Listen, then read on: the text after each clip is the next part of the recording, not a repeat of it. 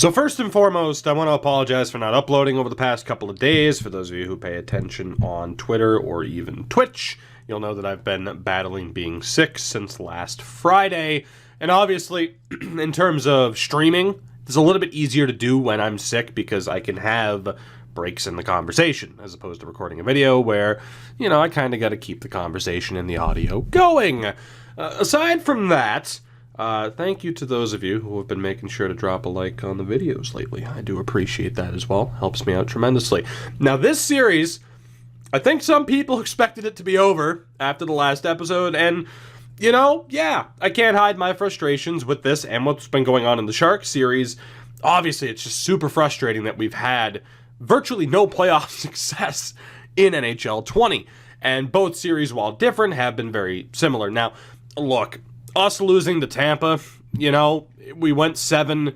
I can't complain that much because, it's a decent team. It went 7. It was close. The frustration with that, obviously, is knowing that, again, we just didn't make it out of the playoffs or out of the first round, and knowing what problems lie ahead. Which, again, it was the worst case scenario, and it's definitely been the biggest reason as to why we've struggled in this series. I don't know if this is a bug with the 32nd team expansion or what this is, but it's absurd, obviously. However, if anything, I'm viewing it as a challenge. We're going to go for it. We're going to see what the hell this team looks like by the end of this postseason. But, yeah. As much as we've had certain players not develop or any other issues, all of that pales in comparison to the issue with re-signing players. Again, I can't help but think it has to do with it being a created team, 32nd team expansion, because in San Jose, with that series, we have had some issues re-signing players, but nowhere near as drastic as this. I'm hoping that we can overcome it. Again, we do have some money to spend, although in the upcoming draft, we are going to be moving out some players, and no, I am not hitting the easy button yet. I outright refuse. Jesus Christ, Detroit and New York really moved up. I outright refuse to still trade players for picks. I'm just not going to do it. Why? Because I'm an idiot, and I apparently enjoy the pain. But originally, that's what Draft to Glory was. That's it. No free agents, no trading, just drafts. And I'm sticking with that. David Pastrnak being 100 goals shy, or one goal shy of 500, is outrageous because he should have 10 million goals. God, I love David Pastrnak. The best goal scorer in the NHL. Don't at me. It's just a fact, man. So, Andrei Vasilevsky played almost 1,000 career games, too. So, as far as any coaching issues or whatever, we'll get to that. Staff and re-signing, we'll handle that when the time comes. For now, we're going to focus on what lies ahead with this draft, not only with what trades we might make, but with who we could potentially pick up. He is definitely going to be a two-way. Nicholas Helmerson. He's an option. Calvin Hopkins. And with physical play, I don't really think he's going to be an option. Technically he's available, but there's no real indication that he's going to be anything special. Same with Helmerson. They really didn't score over in the SHL. What about Chandler Walsh? He's definitely going to be a sniper. Definitely going to be a sniper. I don't think he's going to be anything great out of the draft. Parker Reeves won't be available. Alexandrov is pretty much already confirmed to not be good. Valeri Valentenko, not going to be available. This is already looking like a very poor draft for us. Just got to be honest and call a spade here. Dempsey and Ricci might be half decent. But again, there's just not much to go off of with a lot of these players. Why do you have to be a two-way? Oh my God, no. Why couldn't you show up as a sniper, even though you're very clearly going to be a two-way? That sucks. Oh, come on. I knew we should have done the frickin' two-way to glory. The forwards and the defensemen, and that's it. Oh, that would have been so much better. What a nightmare. Please tell me Chris Pohl is decent. Okay, thank God. We have somebody. Chris Watt. I mean, I could take the risk on him being an elite, but it's not looking that good. It's really not. And then Rodney Fallon was there. T-Swift. Chandler Rammer. This is rough, isn't it? This is going to be very rough. Kevin Hendricks was available as well. I'm just trying to get us down to where we'll be in the second round. I was really hoping that'd be Gordon Ramsay. I would totally take him. Okay. So, as far as what we're dealing with here, I mean, the best person... Oh, God. Who is the best person to interview? All of the ETAs are confirmed. So really, it would just be... You know, it doesn't even matter. It doesn't... Like, I genuinely don't even think the interview process matters. So, here we go. This draft, going to be interesting because we are sending some players out to make sure that we can clear cap space, and there is one player in particular that probably comes to mind when you think of me getting rid of people to clear up cap space. Now, goaltender-wise, we're fine, although I'm pretty sure Stewart needs to be signed, which means that Goddard is expendable. And, I mean, I could hold on to him for the hell of it. I'm just going to tack him onto this trade because why the hell not? And then Pentikainen's never going to develop, so that kind of sucks. Defensively, Jamie Doughty's gone. He's 29. He's making that $6 million. You know, sure, if we had kept Afinogenov on defense, maybe we would have had more success this past year, but I think we would have had to have gotten rid of him anyway. I mean, money-wise, it's going to be super, super close. I am also looking to move on from Cochran. He has been jumped by the likes of Stewart, Melnick, and Stamkos, and we will hope that the likes of Long, is able to step up next year to make this team. On the right-hand side, and just for the forwards in general, this is where it gets tough. This is where it gets tough. Because a lot of deals are up. Grigorenko's deal is up. Obviously, looking at Nazarov or Holtz isn't the worst way to go about this.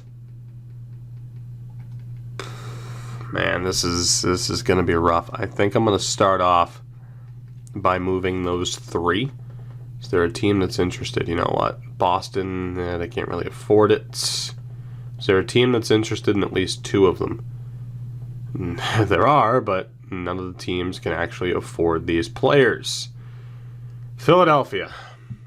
Philly. I mean, it's a 7th round pick swap. So, and you don't even have your 7th round pick. All right, what about our 7th round picks in 2023? Technically, it's a swap. You would have too many goalies. Do I have to trade all of them to the same team? I don't. Am I going to be difficult and try to make that happen? Yes. Yes, I am. So our 2032 7th round pick, alongside Cochran, Doughty, and Goddard, are going to Tampa. Doug Goddard was a 4th round pick. Jamie Doughty, one of the biggest disappointments in the series. Jesse Cochran, a former 6th round pick, who does have a hell of a puck skills category, but we need to focus on the youth. That deal's going down. There you go, Tampa. You have fun with that. The real question now is money-wise, just how close is it going to be? Because we had like $40 million to spend. It's probably closer to 50 now, but you've seen just how many people don't want to re-sign. It's the question of, do I move on from Holtz, basically? I think I'm going to hold on from there. Doughty was the main guy to let go of. We'll see what happens. There's a good chance I might lose somebody else, and if I do, and they go to free agency, but I want to keep them, yeah, I might do just that and let them go to free agency, but bring them back after trading somebody. Now, in terms of stats here, Chris Pohl's the guy to take. He already has that pro shot. He's 18. He didn't do much in terms of point production in Switzerland this past year. But I believe he also has, he's tied for the lowest ETA. He won't be available in the next round. It's a little bit off the board. If I had a little bit more feeling that Watt was available, and maybe, we would have gotten a slight increase on the potential, but I doubt it had we interviewed him. Well, we're going to go with the German. Christopher Pohl is the pick. 65, medium top 6. Normally a slam dunk. In this game, with the way medium 6s and medium top 4s develop, who's to say how good or bad that will pan out for us? Second round. Who do we have here? Who do we have? We have an offensive defenseman who is not that good in terms of potential, but his starting grades aren't the worst. You have a goaltender, a Vincent Desjardins, but I think, again, I'm going to avoid goalies. We're going to risk it. Casey Hutton might be an OFD. Casey Hutton's a better selection than Avery Hutchison, just because he has that higher ceiling. What about Fontaine? Fontaine, probably a legit two-way. Dean Demski, definitely a playmaker. I don't really know if I have much faith in that potential. Good chance of Mauricio Howe being a playmaker as well. Murray Horton, that's a risk, but I mean, at this point, I was hoping that was Doug Ford. At this risk, at this rate, we need to take risks and go for it. Unfortunately, that guy's a confirmed power forward. Severette might be an option. Maybe.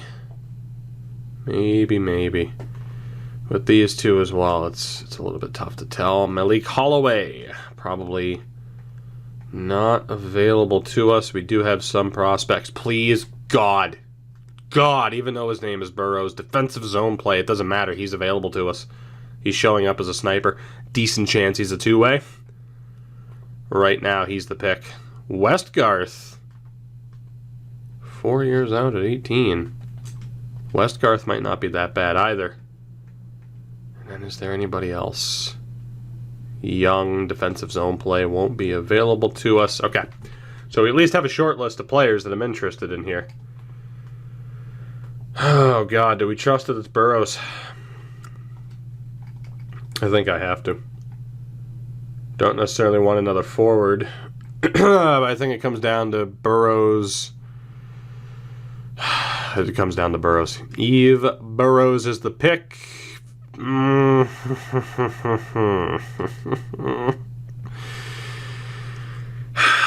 Alright, he's completely useless.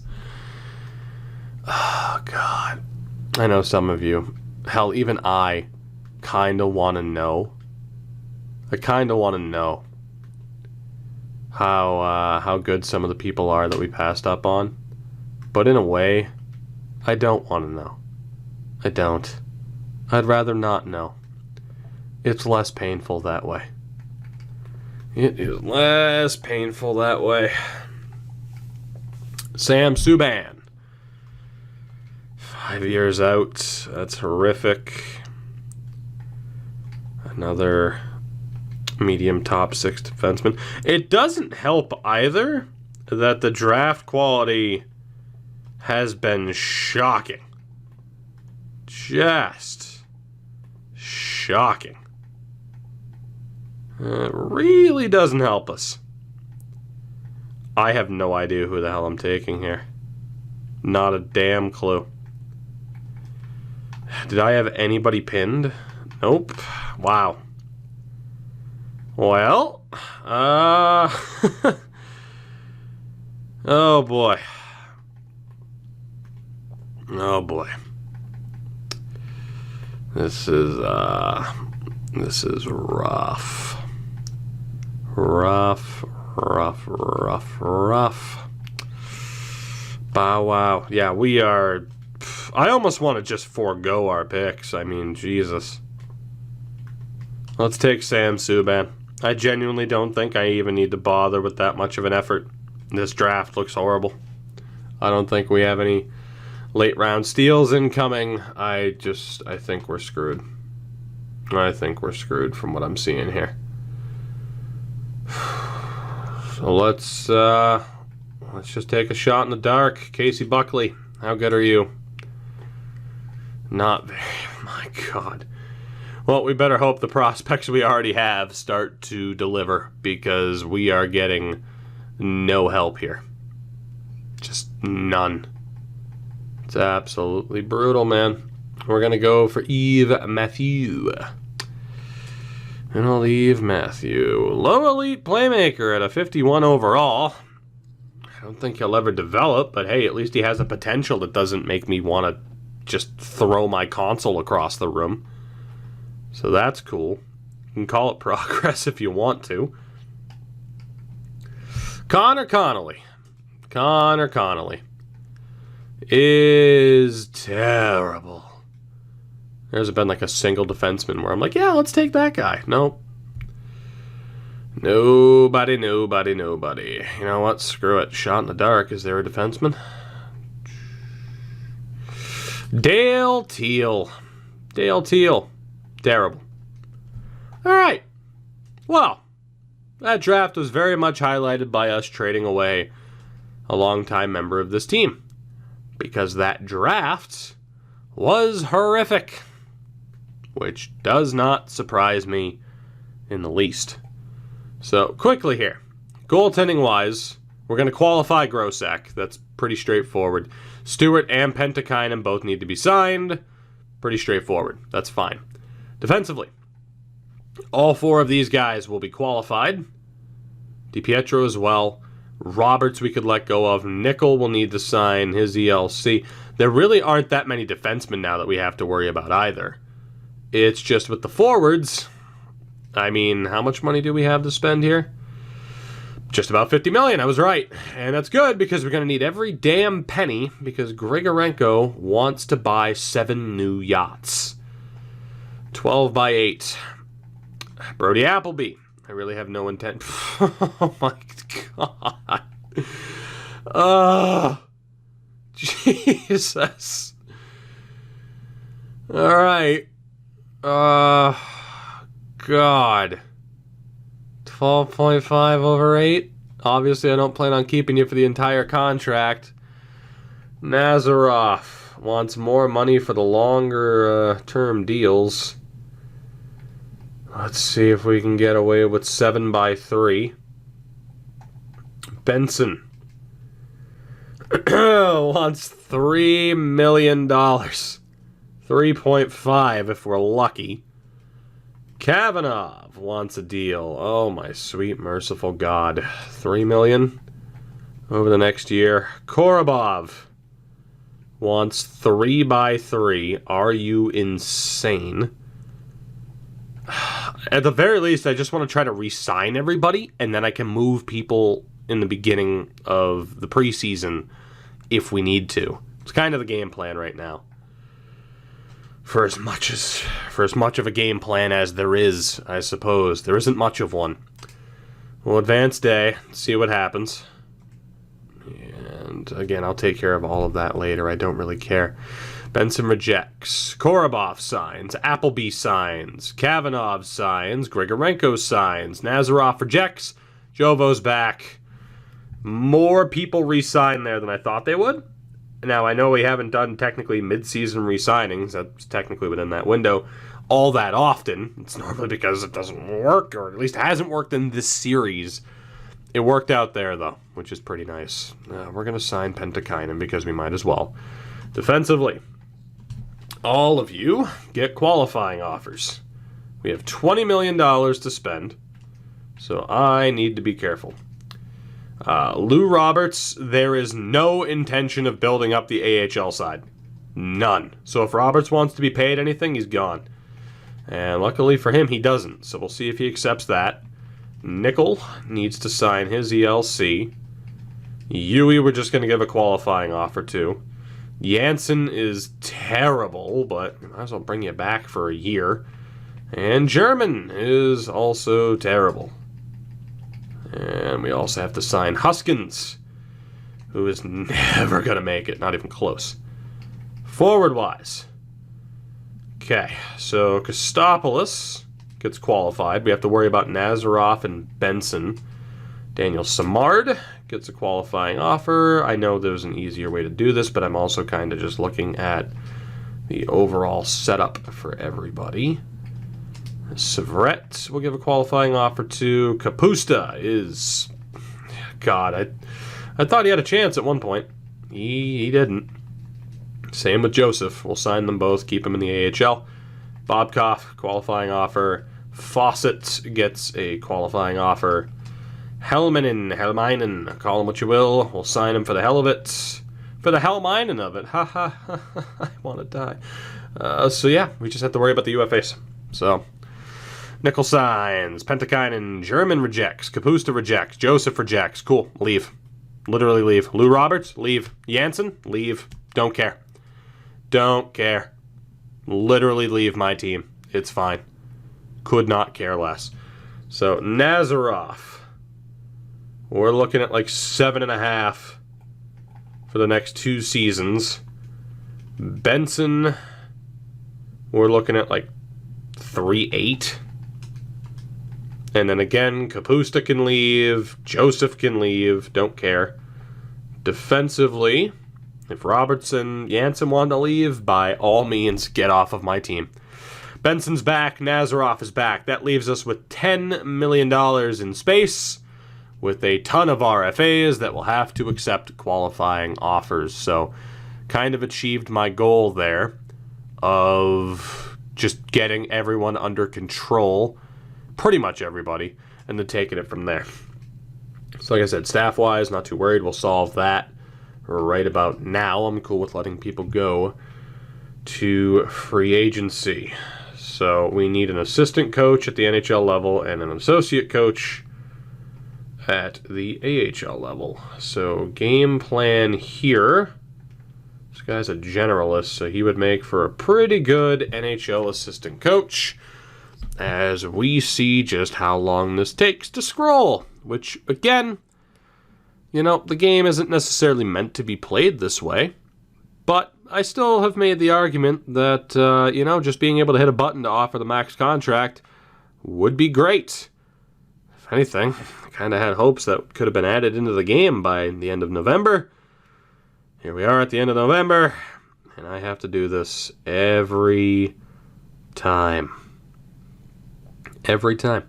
Funny thing is, even with owner mode on, there should just be the option to either hit Y and change each number individually, like you can do in FIFA, or there should be a max contract offer that you can hit with coaches, players, scouts, whatever.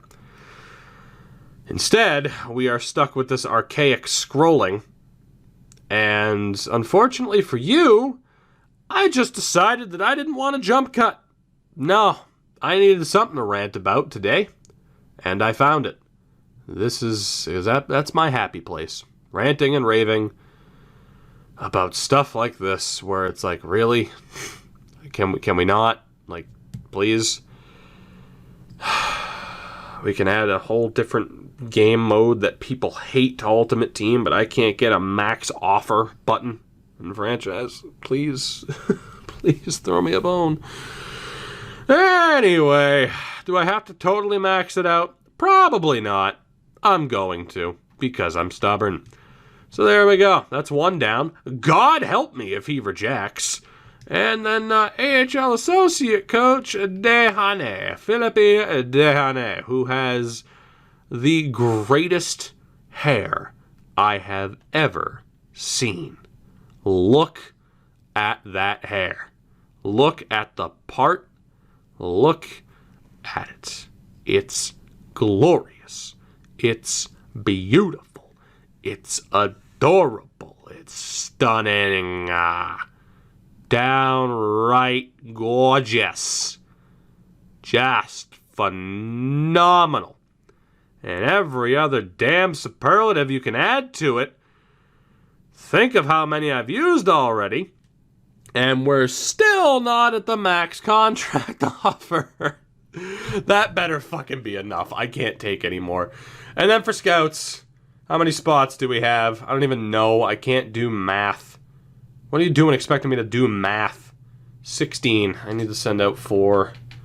And again, as long as they have good, good grades, they're good at what they do, you can put them in any location and still do fine.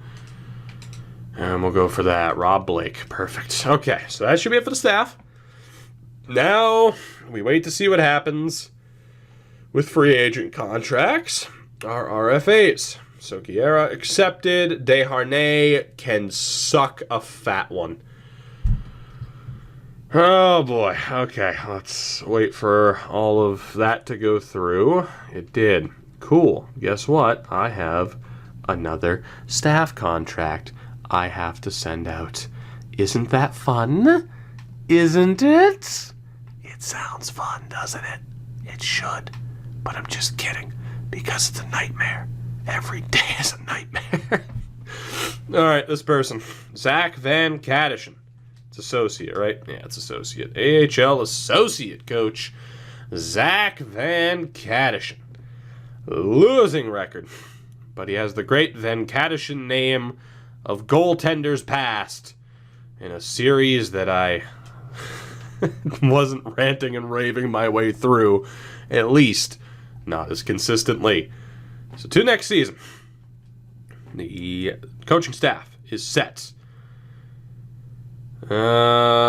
Samard, we are going to keep. Absolutely. We're going to keep Samard. Safret signed as well. Melnick is back. DiPietro. Fawcett. Yui Bear. Great YouTuber. Rick Parks. Bobkov. Still waiting for Kostopoulos. That's the big fish. Joel Stamkos is back. Very, very good. Brendan Long has signed. Harry Stewart. Dominic Grosick gets a cheap-ass offer from the Blues. You're going nowhere, pal. And what's Nasir going to do? Are you going to be difficult? Yeah, it's fine with me. I got the cap. I'm just sitting here waiting for you, bud. Accept that offer. Could get a second-round pick for him. With the way these drafts have been going, hell no. We are matching that offer for Nasir Kostopoulos. So there we go. We save a little bit of money. It's good. It's good. It's great. Things are looking up. So we are here. Preseason. Listed as contenders. I don't know if I believe that. Quickly, unsigned players. Nobody that I'm overly worried about getting NHL or AHL playing time. So we'll take a look at the roster and see what we're dealing with, starting off with goaltending as we always do. It is Grosek, who is now the starter over Philippi Dag. We have Grosek on a steal of a deal for 2 years. It's got to happen. The goaltending at both levels, phenomenal on paper. Defensively, Trafford, Montgomery, Long, Stewart, Melnick, Stamkos, DiPietro will be down in the AHL. That is our defense. That's our defense. And then forward-wise, I mean, we have our top 10, 11, 12. So, Konopka, that's actually a tough call.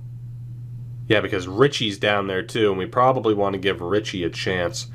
So, I think for the moment, Konopka will go down. And we'll take a look at what this team is looking like, because I think we're set. I mean, we might have to change some people around. But if we welcome back guys like Jovanovski, I mean, again, like a Korobov, Benson, Jovanovski line isn't the worst plan in the world.